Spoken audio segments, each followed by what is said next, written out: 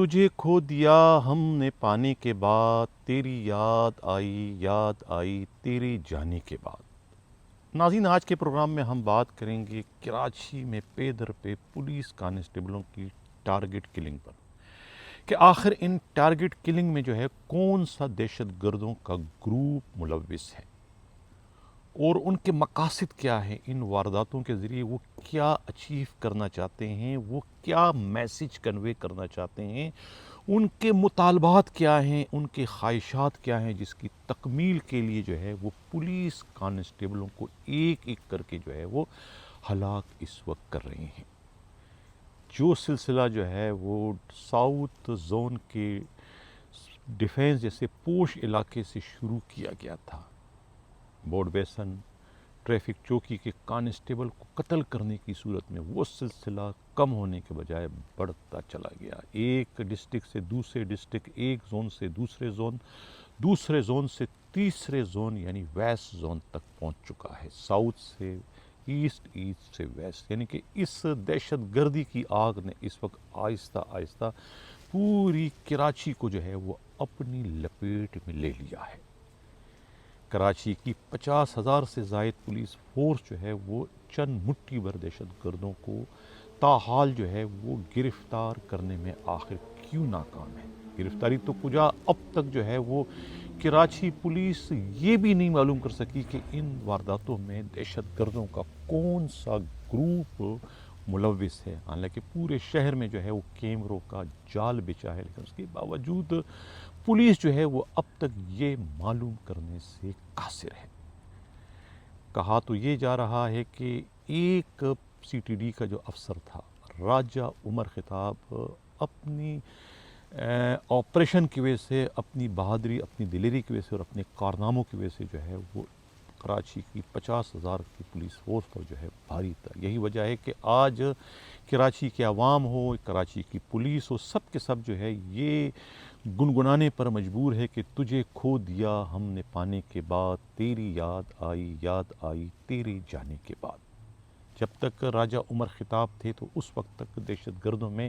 اتنی ہمت جرت نہیں تھی کہ وہ کراچی میں آ کر کوئی اس طریقے سے یک کے بعد دیگرے واردات کر سکے۔ انہیں ہمیشہ ڈر تھا کہ ہم چلے تو جائیں گے لیکن واپسی ان کے زندہ آنے کی کوئی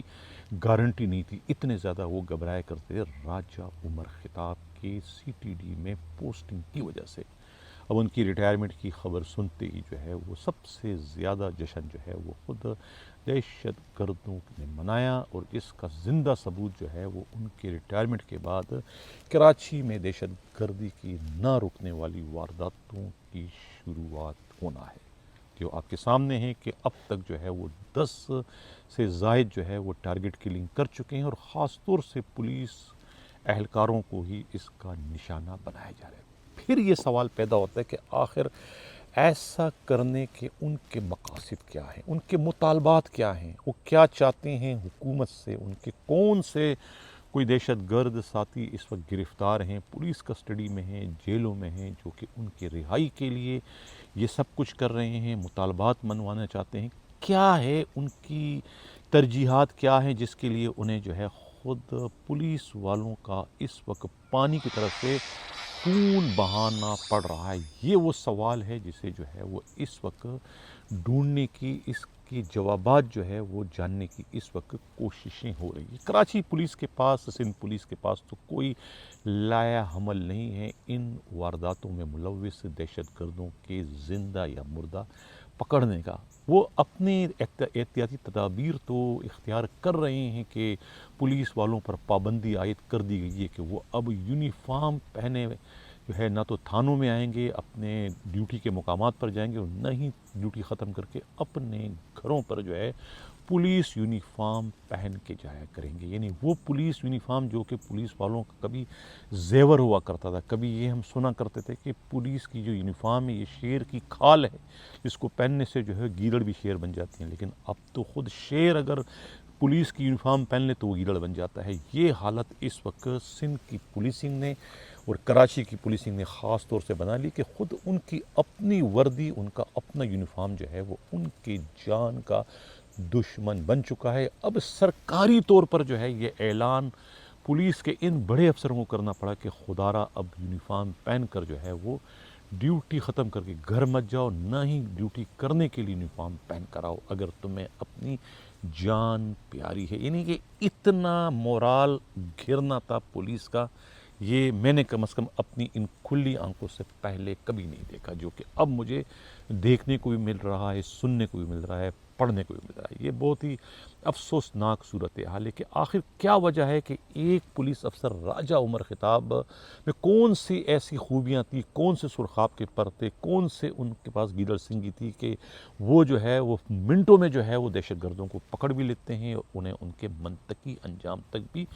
पहुंचा देते हैं। ज़ाहिर है कि उसके पीछे उनका तजर्बा है, उसके पीछे उनकी मेहनत है, इसके पीछे उनकी काविशें हैं, इसके पीछे उनकी दलेरी है, उनकी बहादुरी है, उनकी जुर्रतमंदी है, उनका जो है वो हर वक्त सर पर कफन बांध कर जो है ड्यूटी करने वाला जज्बा है, जिससे अफसोस के साथ मुझे कहना पड़ता है कि हमें बाकी सीटीडी और बाकी मानदा जो कराची पुलिस है वो सब के सब जो है महरूम दिखाई दे रही है। यही वजह है कि राजा उमर ख़िताब के जाते ही जो है वो दहशत गर्दों ने जो है वो अपने अपने बिलों से वो निकल पड़े हैं और दहशत गर्दी की ये वारदातें कर कर जो है वो पुलिस को अंडर प्रेशर कर रहे हैं, पुलिस को प्रेशराइज कर रहे हैं, पुलिस पर जो है वो अपना नफसियाती दबाव बढ़ा रहे हैं और यकीनन वो अपना नफसियाती दबाव बढ़ाने में कामयाब हो गए। यही वजह है कि एडिशनल आईजी कराची को एक लंबी चौड़ी एसओपी जारी करना पड़ी कि वो सुनसान इलाकों में पुलिस वाले ना जाया करें,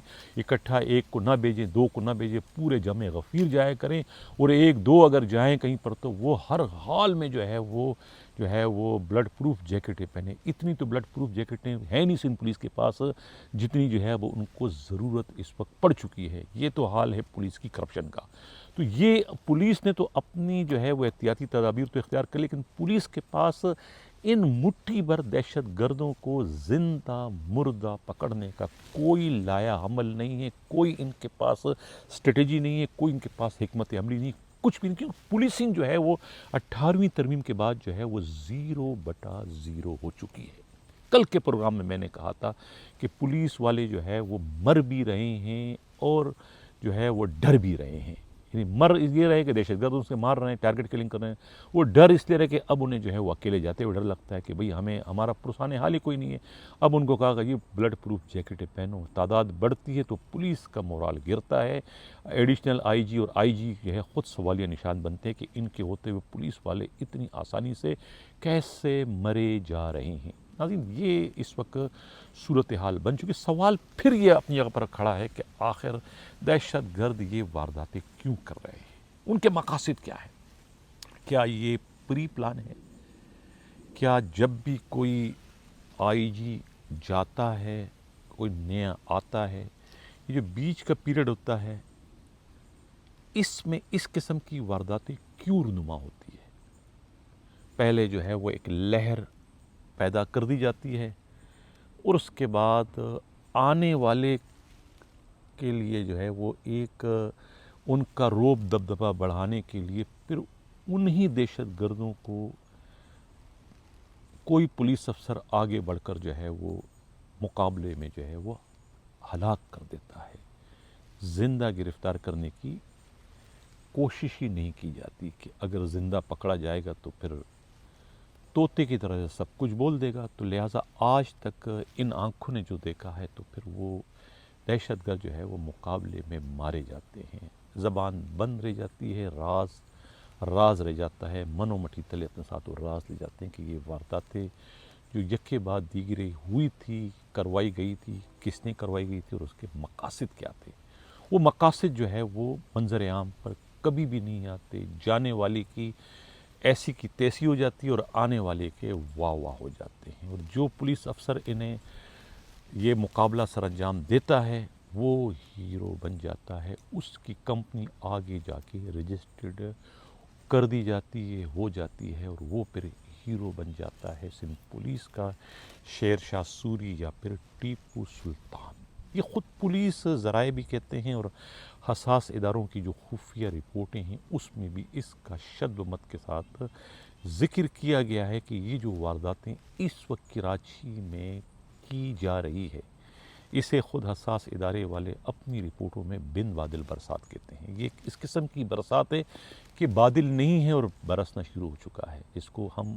پشتو میں کہاوت کہتے ہیں گیدڑ کی شادی ہو رہی ہے۔ یعنی جب بغیر بادلوں کی برسات ہو، دھوپ بھی ہو اور بارش بھی ہو رہی ہے تو اس کا مطلب کیا ہوا کہ یہ گیدڑ کی شادی ہے۔ تو یہ جو اس وقت کراچی میں جو دہشت گردی کی وارداتیں ہو رہی ہیں یہ بن بادل برسات ہے، کوئی وجوہات اس کی نہیں ہے۔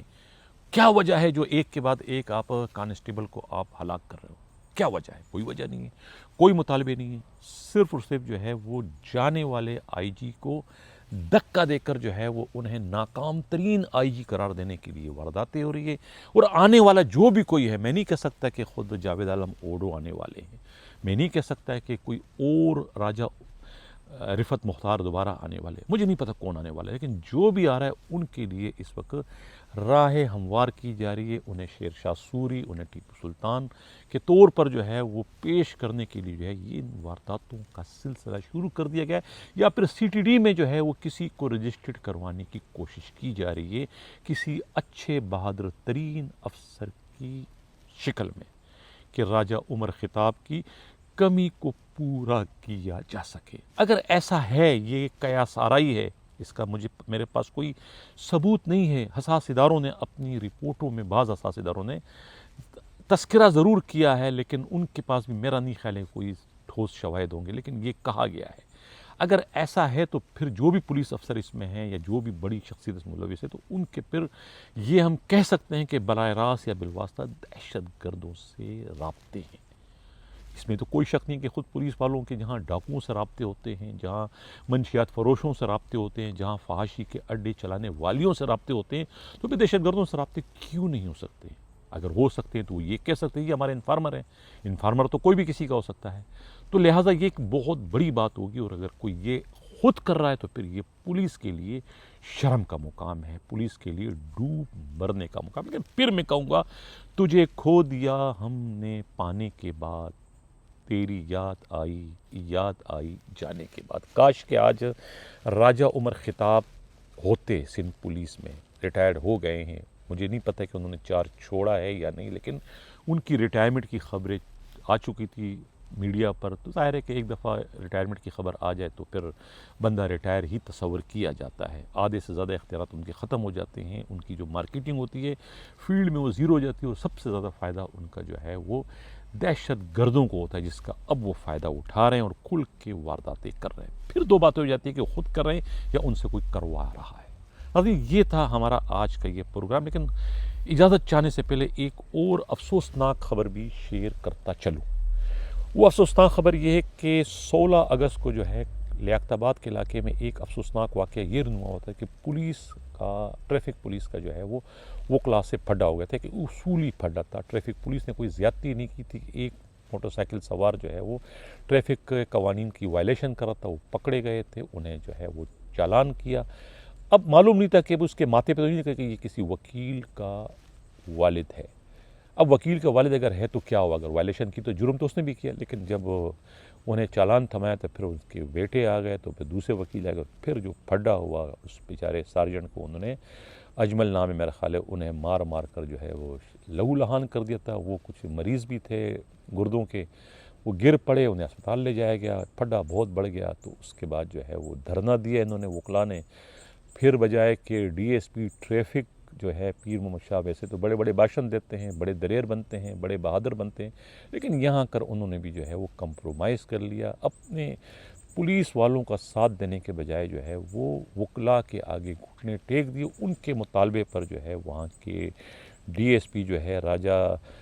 جہانگیر ہے، ٹریفک کے ایس او جو ہے وہ اجمل رشید ہیں، اور اے ایس آئی محمد علی، ان سب کو جو ہے وہ سسپینڈ کر دیا تھا۔ معاملہ رفع دفع ہو گیا، یہ 1 مہینے پہلے کی بات ہے، حالانکہ قصور بھی ان کا کرے وہ کرے کوئی بھرے کوئی، قصور گناہ ان کا، حملہ انہوں نے کیا، بجائے وکیل کے اور اس کے باپ کے خلاف مقدمہ کرو، وکیلوں کے خلاف ایف آئی آر ہونی چاہیے تھی، کہ تھانے میں گھس کر انہوں نے جو ہے ٹریفک والوں کو لہو لہان کیا، لیکن کسی نے مقدمہ درج نہیں کیا، کوئی ایف آئی آر نہیں ہوئی، بلکہ اب 22 کی پٹیشن لے کر گئے تھے خود وکیل صاحب کورٹ میں، اور وہاں سے اب جا کر جو ہے وہ مقدمہ درج ہوا لیاقت آباد تھانے میں خود ڈی ایس پی راجہ جہانگیر، ایس او اجمل رشید اور اے ایس آئی محمد علی کے خلاف 382 اور 504 337A سیکشن ہیں، یہ ایف آئی آر ہوئی، یعنی کہ 4 لاکھ روپے چھیننے کا مقدمہ، ڈکیتی کا مقدمہ ان کے خلاف کیا. حد ہوتی ہے. اب یہ ایف آئی آر پولیس والوں کے خلاف درج ہو گئی. اب پولیس والے بیچارے ایک طرف ڈاکوؤں سے، ایک طرف دہشت گردوں کا نشانہ بنتے ہیں، دوسری طرف وکلاء ان پہ حملے کرتے ہیں. جب پولیس والے نہ اپنی وردیوں میں محفوظ ہے، نہ ہی اپنے تھانوں میں محفوظ ہیں، تو پھر وہ کیا کرے، کہاں جائے، کیا بنے گا ان کا پولیس والوں کا؟ نہ تو تھانوں میں محفوظ ہیں، نہ ہی جو ہے وہ وردیوں میں محفوظ ہیں، نہ موبائلوں میں محفوظ ہے. موبائلوں پہ بھی فائرنگ ہوتی ہے. موبائل والے جو ہے وہ گزری میں موبائل پہ فائرنگ ہوئی، وہ موبائل والے جو ہے وہ ایک نہتے کو پکڑنے کے بجائے وہاں سے بھاگ گئے. جب میں نے پوچھا کہ پولیس والے کیوں بھاگ گئے، تو کسی بڑے افسر نے کہا کہ بھاگنا ہی ان کے لیے بہتر تھا. یہ گزری پولیس اسٹیشن ہے، کوئی بغدادی یا کیا نام ہے، کوئی لیاری کا کوئی پولیس والے نہیں ہیں کہ جو مقابلہ کریں، یا کیماڑی والے نہیں. یہ گزری والے ہیں. گزری والے جو ہے وہ اچھا ہوا کہ بھاگ گئے، ورنہ ان کو اپنی وردیاں اتار کے وہاں سے بے لباس بھاگنا پڑتا. وہ تو اتنے زیادہ گئے گزرے ہیں جو کہ صرف اور صرف جو ہے وہ عورتوں کی کمائی پر جو چلنے والے ہوں، فحاشی کے اڈے جو وہاں چلتے ہیں، اس پر ان کا گزارا ہو، تو وہ ڈاکوؤں سے، دہشت گردوں سے کہاں مقابلہ کریں گے؟ یہ خود پولیس کے بڑے افسروں کا کہنا ہے کہ گزری کے اور درخشاں کا تو ان کی تو آمدنی کا ذریعہ یہی ہے. یہ اگر آنٹیاں وہاں پر نہ ہو، یہ فحاشی کا کاروبار نہ ہو، تو بھوکے مر جائیں پولیس والے. وہ صرف اور صرف جو ہے وہ عورتوں کے دھندے پر، ان کی کمائی پر ہی وہ پورے کے پورے اس وقت تھانے چل رہے ہیں. تو وہ ڈاکوؤں سے، دہشت گردوں سے کیا مقابلہ کریں گے؟ یہی وجہ ہے کہ دہشت گردوں نے جو اپنا ہیڈ کوارٹر بنایا ہے اس وقت، جو انہوں نے پناہ گاہ بنائی ہے، جو ان کی آماجگاہ ہے، وہ ڈیفینس کا علاقہ ہے. ان کو پتہ ہے کہ ڈیفینس کے پولیس والے اور وہاں کی جو آنٹیاں، دونوں میں کوئی فرق نہیں، سب نے چوڑیاں پہن رکھی. پولیس والوں میں دم خم نہیں ہے. یہ مجھے بڑا دل پر جبر کر کے اتنی بڑی بات وہاں کے پولیس کے لیے کہنا پڑتا ہے کہ پولیس والے وہاں پر سوائے فحاشی اور منشیات کے علاوہ ان کے پاس اور کوئی ذریعہ آمدنی نہیں ہے. ناظرین، یہ تھا آج کا پروگرام. کیسا لگا اپنا فیڈ بیک ضرور دیجیے گا. اسی کے ساتھ یہ چاہتا ہوں، اللہ حافظ.